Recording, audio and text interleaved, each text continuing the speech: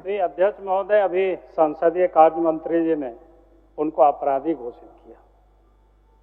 हम सबको पता है केस जब पॉलिटिकल क्षेत्र में काम करते हैं, लोग संघर्ष करते हैं, अनेकों प्रकार के केस होते हैं।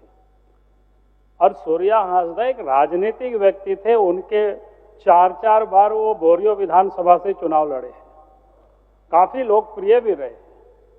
हम जानते हैं कि उनके ऊपर 24 केस है, लेकिन उसमें भी अधिकांश केसों में 15 ऐसी केस है जो समाप्त हो चुकी है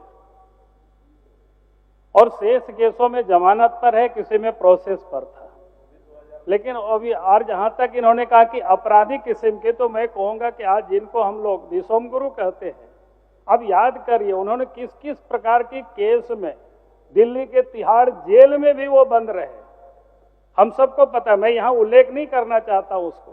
इसलिए किसी के ऊपर केस हो जाए और उनको हम अपराधी कहे, तो मैं समझता हूं ये शायद ये उचित नहीं है, क्योंकि कोर्ट ने, न्यायालय ने उनको कोई अपराधी नहीं घोषित किया था। और इसीलिए ये जो उधर से इतना उत्तेजना हो रही है, भाई हम लोग तो इतना ही कह रहे हैं कि आप उसको सीबीआई से जांच करा दीजिए, बात खत्म है।